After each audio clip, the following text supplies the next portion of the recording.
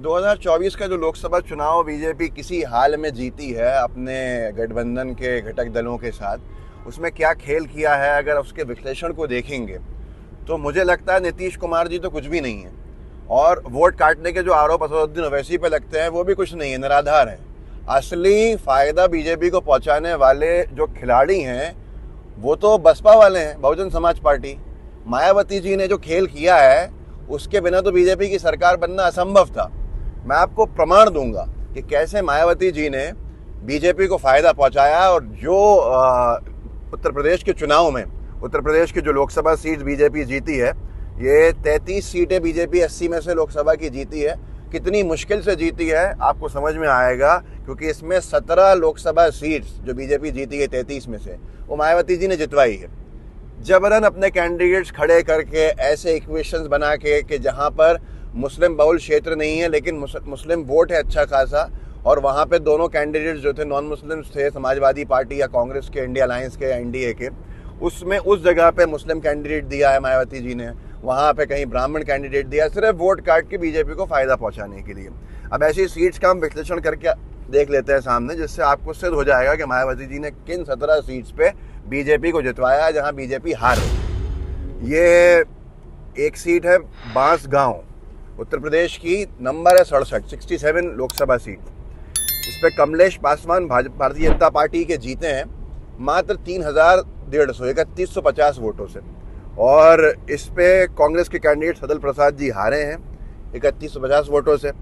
बसपा के कैंडिडेट ने यहाँ पे वोट काटे हैं 64,750।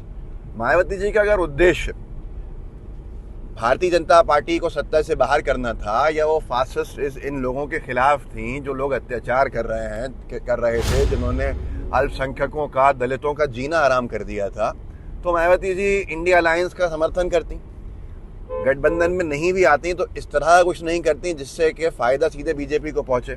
ना गठबंधन में आई वो, और वो सारे काम उन्होंने किए जिससे वो एक भी सीट नहीं जीती। मतलब उद्देश्य जीतना नहीं था और हराना था, जिसको इंडिया अलायंस को, और जिताना था भारतीय जनता पार्टी को।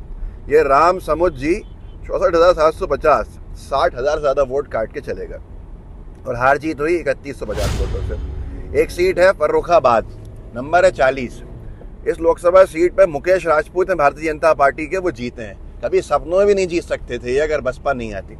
ये जीते हैं मात्र 2678 वोटों से। 2600 वोट कितने होते हैं लोकसभा के हिसाब से? बहुत बेकार, बहुत कमजोर। मुकेश राजपूत के सामने समाजवादी पार्टी इंडिया अलायंस से कैंडिडेट डॉक्टर नवल किशोर शाक्या थे, जो मात्र 2678, 2700 वोटों से हारे हैं। और क्रांति पांडे जी को खड़ा किया बहुजन समाज पार्टी ने, मायावती जी ने, जिन्होंने वोट काटे 45,390। क्या इनका आधार था? क्या जनाधार था? क्या इनके साथ समर्थन था? कुछ नहीं था। मायावती जी चुनाव लड़ ही नहीं रही थी, सिर्फ वोट काटने के लिए अपने प्रत्याशी कास्ट इक्वेशंस के हिसाब से बैठाए थे। 17 लोकसभा सीट्स हैं जो मायावती जी ने जितवाई हैं। क्या कहेंगे इसके आगे, आप खुद सोचिए। ये फूलपुर कॉन्स्टिट्यूंसी है, constituency number 51, 51 number. Praveen Patel Bharatiya Janata party के जीते हैं। ये भी अपने सपनों में नहीं सोच सकते थे कि ये लोकसभा चुनाव जीतेंगे ये वाला। मात्र 4,332 वोटों से जीते हैं। और इनके सामने अमरनाथ सिंह मौर्य इंडिया अलायंस के समाजवादी पार्टी के कैंडिडेट हारे हैं 4,332 वोट से। जगन्नाथ पाल नामक नेता बहुजन समाज पार्टी के खड़े किए गए, जिन्होंने 82,586 वोट काट दिए। मैं ऐसा इसलिए कह रहा हूं क्योंकि बसपा का जो वोटर है वो कभी भारतीय जनता पार्टी को वोट नहीं देता, और वो वोटर हमेशा एंटी बीजेपी वोटर रहता है। इसलिए मायावती जी गठबंधन में जा नहीं सकती थी उनके। अगर वो जाती तो ये वोट भी नहीं मिलते। तो मायावती जी का जो भी काम उनका था वो सामने है कि सिर्फ अपने कैंडिडेट खड़े करिए, कास्ट इक्वेशन सही बना के, और चुनाव हरवा दीजिए इंडिया अलायंस के कैंडिडेट को। आज भारतीय जनता पार्टी सरकार नहीं बना पाती अगर मायावती जी ये काम नहीं करती। 17 लोकसभा सीट यूपी की क्या होती हैं, ये बहुत महत्वपूर्ण है। और मायावती जी को देश का प्रधानमंत्री बनाना चाहिए। किसको? नरेंद्र मोदी जी को। बड़ा दिल दिखाइए, आपका साथ दिया है उन्होंने, खुल के सामने उन्हें भी आना चाहिए और खुल के आपको भी स्वीकार करना चाहिए कि कैसे आपके साथ में खड़े रहे। हमारे स्वामी सच्चिदानंद हरि साक्षी महाराज जी ये चुनाव हार रहे थे उन्नाव से, क्योंकि काम हम कुछ किया नहीं था, बेकार की बातें हमेशा करते रहे, महिला विरोधी सोच भी सामने आती रही, बहुत सारी चीज़ें, अल्पसंख्यक विरोधी सोच भी सामने आती रही, मुसलमानों के जाएंगे दुश्मन बने रहे, सारी चीज़ें थी। इनके चुनाव में मायावती जी की पार्टी ने क्या फ़ायदा पहुंचाया? साक्षी महाराज उन्नाव 33 नंबर से चुनाव जीते 35,818 वोटों से। अनु टंडन जी इंडिया अलायंस की कैंडिडेट समाजवादी पार्टी की हारी और 35,818 वोटों से जो हार जीत हुई, वहां पे अशोक कुमार पांडे बसपा के 72,527 वोट काट गए। आप कुछ सोचिए कि कितनी सोची समझी रणनीति थी। मुरैना में, हमारे मध्य प्रदेश में भी ये हुआ, और मध्य प्रदेश के मुरैना में 52,530 से के वोटों से मार्जिन से बीजेपी कैंडिडेट जीते, जबकि वहां पर रमेश गर्ग बहुजन समाज पार्टी के कैंडिडेट 1,69,000 लगभग 1,80,000 वोट काट गए। तो आप खुद सोच लीजिए कि क्या किया। आप फिर आते हैं उत्तर प्रदेश पे, शाहजहांपुर 27 नंबर अरुण कुमार सागर भाजपा जीती 55,380 वोटों से, और 91,000 लगभग 90,000 से 1 लाख के बीच वोट काट दिए बसपा के कैंडिडेट ने।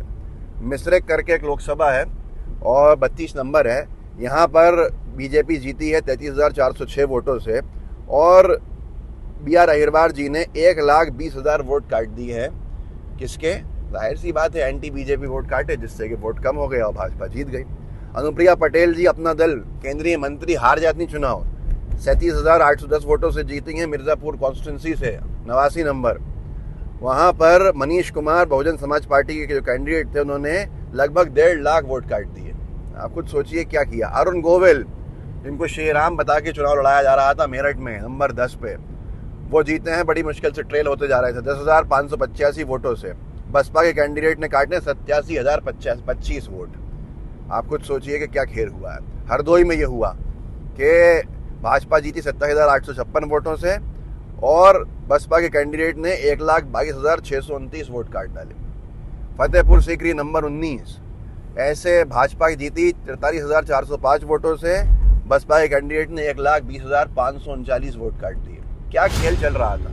साफ तौर के ऊपर दिख रहा है कि किस तरह से बीजेपी जीती है। यह जनादेश क्लियरली बीजेपी के खिलाफ है। बीजेपी जहां बहुमत का आंकड़ा नहीं छू पाई, भारतीय जनता पार्टी 200 टच करती सिर्फ, और शायद 200 भी टच नहीं करती अगर ये लोग साथ नहीं देते। डोमरियागंज 60 नंबर लोकसभा, जगदम्बिका पाल इतने बड़े नेता बीजेपी के जीते हैं मात्र 42,728 वोटों से लोकसभा। उसके अलावा जो हार जीत का अंतर है, उससे दुगने वोट काट दिए हैं ये अमर सिंह चौधरी जी ने। ऐसे ही देवरिया, अखिलेश प्रताप सिंह चुनाव जीत रहे थे कांग्रेस के, इंडिया अलायंस के, पर शशांक मनी को जिताया है बसपा के कैंडिडेट ने 45,564 वोट काट के, क्योंकि वो सिर्फ 34,000 वोटों से जीते। ऐसे ही चंदन चौहान RLD के NDA अलायंस बिजनौर जीते 37,508 वोटों से, और वोट काट दिए बसपा के कैंडिडेट ने 2,18,986, लगभग 2,19,000। आप खुद सोचिए कि क्या हाल किया। कुंवर दानिश अली को चुनाव हरवाया बसपा ने मुजाहिद हुसैन को खड़ा करके, जिन्होंने 1,64,099 वोट काटे, और भाजपा जीती यहाँ पे 28,670 वोटों से। देख रही थी मायावती जी कि मुस्लिम कैंडिडेट है इंडिया अलायंस का, उसके बावजूद भी मुस्लिम कैंडिडेट खड़ा किया, same to same vote cut गए, और भारतीय जनता पार्टी कंवर सिंह तंवर, ये खेल चल रहा था। सतीश कुमार गौतम बीजेपी के जीते अलीगढ़ से 15 number. Clear cut Vijendra Singh जीत रहे थे इलेक्शन, विजेंद्र सिंह 15,647 वोटों से हारे, क्योंकि बसपा के कैंडिडेट ने 1,24,000 वोट काट दिए। क्या कहेंगे इस पूरी सेटिंग को, क्या कहेंगे इस पूरे मैनेजमेंट को? क्यों मैं कह रहा हूं कि मायावती जी को प्रधानमंत्री नहीं तो कम से कम उप प्रधानमंत्री तो बना दीजिए। इतना बड़ा साथ जिन्होंने दिया है आपका, जनता को भी समझना पड़ेगा। अकबरपुर में 44 नंबर भाजपा जीती 44,345 वोटों से, और BSP के कैंडिडेट ने काटे वोट कितने? 73,140। और ऐसा कई जगह पे उन्होंने कास्ट इक्वेशन बैठाए।